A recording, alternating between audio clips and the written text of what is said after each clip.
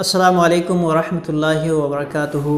محترم سامعین، آج ہم انشاءاللہ العظیم سورہ انعام کے 18ویں رکوع کو پڑھنے کی کوشش کریں گے۔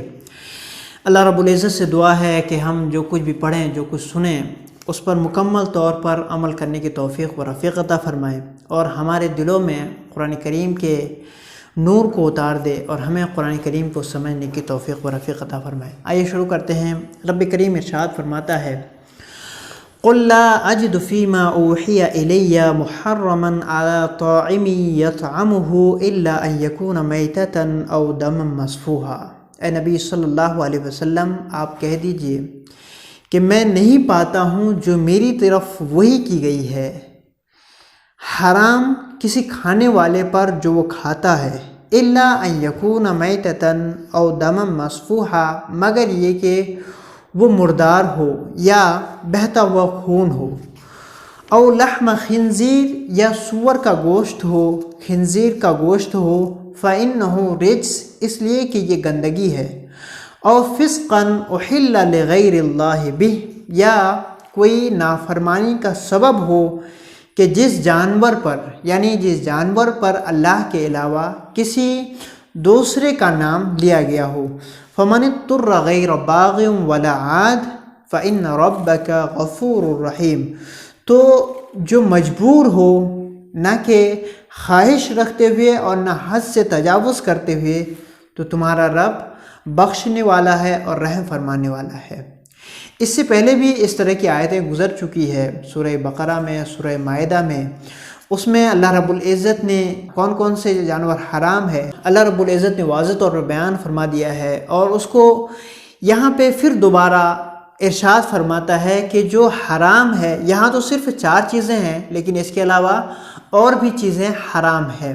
4 چیزیں اس لیے ہیں کہ یہ سورہ مکی صورت ہے اور اس وقت تک 4 چیزیں حرام تھی۔ اس کے بعد پھر بہت سی چیزیں حرام ہوئی جب نبی کریم صلی اللہ علیہ وسلم مدینہ شریف ہجرت کر کے آئے۔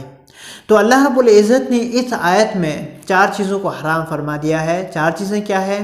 مردار ہو، ایک چاہے وہ کسی طرح کا مردار ہو، کہیں سے گر کے مر گیا ہو، یا اس کے گلا دبا دیا گیا ہو، یا کسی شخص نے اسے مار دیا ہو، ایسا مارا ہو کہ اس کا خون نہ نکلا ہو، بہا نہ ہو، کٹا نہ ہو، اور اس کے علاوہ لحم خنزیر ہے، سور کا گوشت ہے، فإنہ رجس، اس لیے کہ یہ مکمل کا مکمل رجس ہے، گندگی ہے، اس کے ایک ایک ذرہ، ایک ایک بال سور کا ناپاک ہے۔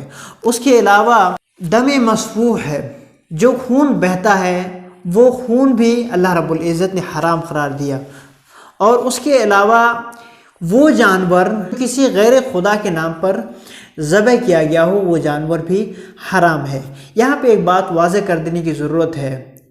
مسلمان اور اہل سنت و جماعت اور ہم سنی حضرات بعض جانوروں کو ذبح کرتے ہیں اولیاء کرام کے نام سے ایصال ثواب کے لیے، تو اس میں کوئی حرج نہیں، اس لیے کہ جانور اللہ ہی کے نام سے ذبح ہوتا ہے، لیکن اس کا جو ثواب ہوتا ہے، ہماری نیت ہوتی ہے کہ ثواب ان اولیاء کرام کے لیے ہے، ہمارے ماں باپ کے لیے، ہمارے مرحومین کے لیے ہے، تو ایسے جانور کے کھانے میں کوئی حرج نہیں ہے۔ من اضطر غیر باغ ولا عاد، اس کی تفسیر بھی گزر چکی ہے کہ اگر کوئی شخص ایسے حالت میں ہے، ایسے کنڈیشن میں ہے، اس کے پاس سوائے ان حرام چیزوں کے اور کوئی چیز نہ ہو، اور اگر ان چیزوں کو وہ نہ کھاتا ہے تو اس کی جان جانے کا خوف ہے، تو اس صورت میں ان جانوروں میں سے کھا لینا ضرورت کے مقدار جائز ہے، اللہ رب العزت معاف فرما دے گا۔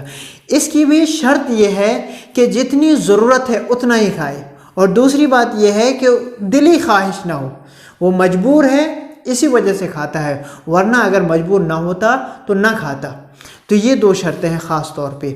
اس کے بعد رب کریم فرماتا ہے وَعَلَى الَّذِينَ هَادُوا حَرَّمْنَا كُلَّ ذِي ظُفُرٍ، اور جو یہودی ہوئے ہم نے ان پر ہر ناخن والے جانور کو حرام قرار دیا۔ وَمِنَ الْبَقَرِ وَالْغَنَمِ حَرَّمْنَا عَلَيْهِمْ شُحُومَهُمَا إِلَّا مَا حَمَلَتْ ظُهُورُهُمَا، اور گائے میں سے اور بکریوں میں سے ہم نے ان پر ان کی چربیوں کو حرام قرار دیا۔ إِلَّا مَا حَمَلَتْ ظُهُورُهُمَا، مگر جو ان کی پیٹھ میں ہو، یعنی گائے اور بکری کی پیٹھ میں جو چربی ہو وہ حلال ہے، اول الحوایا یا جو آنتوں میں جو چربی ہے وہ جائز ہے، حلال ہے، او مختلط بعظم یا جو چربی ہڈیوں سے ملی ہوئی ہے وہ حلال ہے۔ تو 3 طرح کی چربی ان کے لیے حلال ہے اور باقی چربیاں ان کے لیے حرام کر دیا گیا تھا۔ کیوں؟ رب کریم فرماتا ہے ذالک جزیناہم ببغیہم، یہ ہم نے انہیں بدلہ دیا، ہم نے انہیں جزا دی، ہم نے انہیں سزا دی، ببغیہم ان کی سرکشی کی بنیاد پر، ان کی نافرمانیوں کی بنیاد پر ہم نے بہت سے جانوروں کو، بہت سے ناخن والے جانوروں کو حرام قرار دیا ان کی سرکشیوں کی بنیاد پر۔ وَإِنَّا لَصَادِقُونَ، اور بے شک ہم ضرور سچے ہیں۔ اس آیت کو یہاں بیان کرنے کی ضرورت اس لیے پیش آئی، بعض یہودیوں نے نبی کریم صلی اللہ علیہ وسلم پر یہ اعتراض کیا تھا کہ آپ کہتے ہیں، وہ لوگ نبی کریم صلی اللہ علیہ وسلم سے کہنے لگے کہ نبی صلی اللہ علیہ وسلم آپ کہتے ہیں کہ ہم ابراہیم علیہ السلام کی مذہب اور ان کی شریعت کے موافق ہیں، انہیں کی اتباع کرتے ہیں، تو ان کی شریعت میں کچھ جانور تو حرام تھے جیسے ناخن والے جانور، لیکن وہ آپ کہتے ہیں آپ کی شریعت میں وہ حلال ہے۔ تو اللہ رب العزت نے اس آیت کو نازل فرمایا اور انہیں بتایا کہ وہ جانور اصلی طور پر حرام نہیں تھے، بلکہ انہیں یہودیوں کی سرکشیوں کی بنیاد پر حرام کیا گیا تھا۔ تو آج اب امت مسلمہ پر ان جانوروں کو حلال کیا گیا۔ فَإِن كَذَّبُوكَ فَقُلْ رَبُّكُمْ ذُو رَحْمَةٍ وَاسِعَةٍ، اے نبی صلی اللہ علیہ وسلم اس آیت کو پڑھیے اور اللہ رب العزت کی رحمتوں کو دیکھیے کہ اللہ رب العزت اپنے بندوں کے بارے میں کتنا رحیم اور کریم ہے۔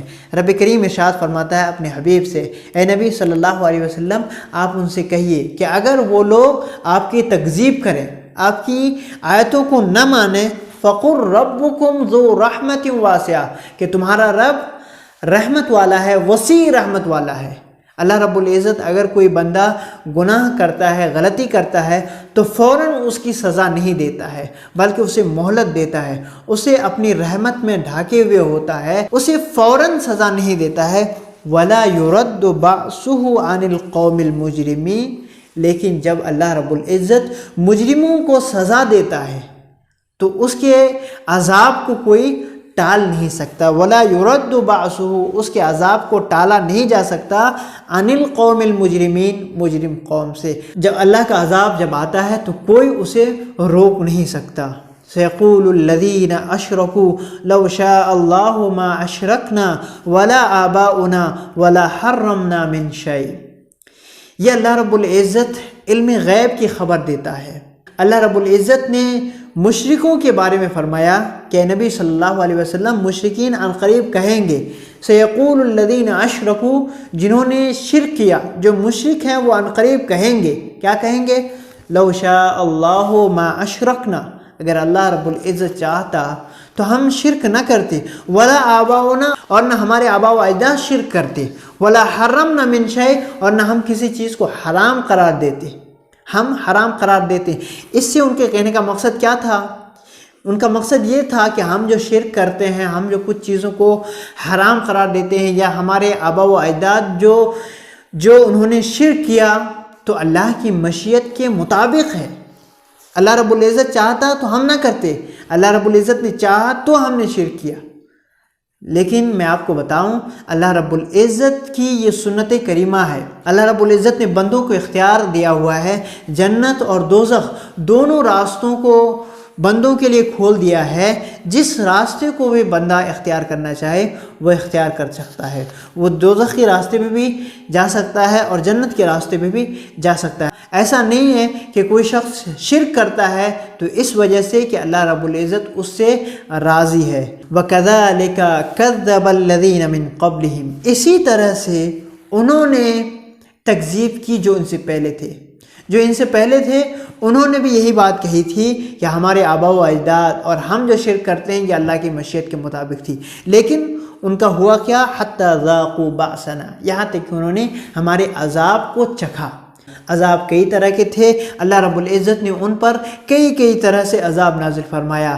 کبھی بارش زیادہ ہو گئی جس کی وجہ سے مر گئے، کبھی زمین پھٹ گئی جس کی وجہ سے مر گئے، اور کبھی وبا عام ہو گئی جس سے بیماریاں پھیل گئی جس کی وجہ سے عذاب میں مبتلا ہو گئے اور مر گئے۔ قُلْ هَلْ عِنْدَكُمْ مِنْ عِلْمٍ فَتُخْرِجُوهُ لَنَا، اے نبی صلی اللہ علیہ وسلم آپ ان سے پوچھئے کیا تمہارے پاس کوئی علم ہے، کوئی دلیل ہے؟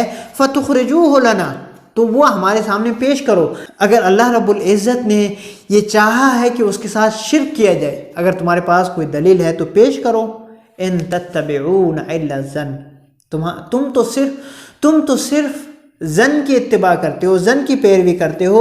وَإِنْ أَنْتُمْ إِلَّا تَخْرُصُونَ، تم تو صرف اٹکل اور پچو سے باتیں کرتے ہو کہ اللہ رب العزت نے ایسا کہا ہے یا اللہ رب العزت نے ایسا چاہا ہے، حالانکہ اللہ رب العزت نے ایسا نہیں چاہا ہے۔ قُلْ فَلِلَّهِ الْحُجَّةُ الْبَالِغَةُ، اے نبی صلی اللہ علیہ وسلم آپ فرما دیجئے کہ اللہ رب العزت ہی کے لیے ہے حجت بالغہ، قوی حجت، حجت مبین اللہ ہی رب العزت کے لیے ہے۔ فَلَوْ شَاءَ لَهَدَاكُمْ أَجْمَعِينَ، اگر اللہ رب العزت نے چاہا تو تم سب کو ہدایت دے دیتا، لیکن اللہ رب العزت کی یہ سنت جاریہ نہیں ہے۔ اللہ رب العزت نے بندوں کو اختیار دیا ہے، دونوں راستے ان کے لیے وا رکھا، کھول دیا ہے۔ اگر وہ جنت کے راستے کو اختیار کرنا چاہے تو جنت کے راستے کو اختیار کر سکتے ہیں، اور اگر دوزخ کے راستے کو اختیار کرنا چاہے تو دوزخ کے راستے کو اختیار کر سکتے ہیں۔ اللہ رب العزت نے کسی کو مجبور نہیں کیا ہے کہ سب ہدایت یافتہ ہوں، اللہ رب العزت نے بندوں کو اختیار دیا ہے۔ قُلْ هَلُمَّ شُهَدَاءَكُمُ الَّذِينَ يَشْهَدُونَ أَنَّ اللَّهَ حَرَّمَ هَذَا، اے نبی صلی اللہ علیہ وسلم آپ ان سے کہیے کہ تم ان گواہوں کو لاؤ، پیش کرو جو گواہی دیتے ہیں کہ اللہ رب العزت نے اسے حرام قرار دیا۔ چونکہ کفار بعض جانوروں کو اپنی جانب سے حرام قرار دیا کرتے تھے، تو اسی کے بارے میں رب کریم ارشاد فرماتا ہے کہ ان گواہوں کو تم پیش کرو کہ جو کہتے ہیں کہ یہ ان جانوروں کو اللہ رب العزت نے حرام قرار دیا ہے۔ اس کے بعد رب کریم ارشاد فرماتا ہے فَإِن شَهِدُوا فَلَا تَشْهَدْ مَعَهُمْ، اگر وہ گواہی دے دیں کہ اللہ رب العزت نے ان جانوروں کو حرام قرار دیا ہے، فَلَا تَشْهَدْ مَعَهُمْ، پھر بھی آپ ان کے ساتھ گواہی نہ دیں، اس لیے کہ اللہ رب العزت نے جن جانوروں کو حرام قرار دیتے ہیں وہ ان جانوروں کو حرام نہیں کیا ہے۔ اگر وہ گواہی دیتے ہیں تو جھوٹی گواہی دیتے ہیں، اس لیے آپ ان کی پیروی، آپ ان کے ساتھ گواہی نہ دیں۔ وَلَا تَتَّبِعْ أَهْوَاءَ الَّذِينَ كَذَّبُوا، اور ان کے خواہشوں کی پیروی نہ کرے جنہوں نے ہماری آیتوں کو جھٹلایا۔ جو کفار ہیں، مشرکین ہیں، انہوں نے ہماری آیتوں کو جھٹلایا، ان کے خواہشوں کی پیروی نہ کریں۔ وَالَّذِينَ لَا يُؤْمِنُونَ بِالْآخِرَةِ وَهُمْ بِرَبِّهِمْ يَعْدِلُونَ، اور جو آخرت پر ایمان نہیں رکھتے ہیں اور وہ اپنے رب کے ساتھ غیر کو برابر قرار دیتے ہیں، جو کہ سب سے بڑا ظلم ہے، جو کہ شرک ہے، اور شرک سب سے بڑا ظلم ہے جسے اللہ رب العزت کبھی معاف نہیں فرمائے گا۔ اللہ رب العزت ہمیں قرآن کریم کو سمجھنے اور اسے اپنی زندگی میں لاگو کرنے کی توفیق و رفیق عطا فرمائے۔ اور آخر میں ایک بات اور عرض کر دوں، اگر آپ ہمارے چینل پر برکات قرآن پر نئے ہیں تو چینل کو ضرور سبسکرائب کریں تاکہ اس طرح کے ویڈیوز آپ کو ملتے رہیں اور آپ قرآن کے علم سے منور اور مجلہ ہوتے رہیں۔ اللہ رب العزت ہم سب کی حفاظت فرمائے، آمین۔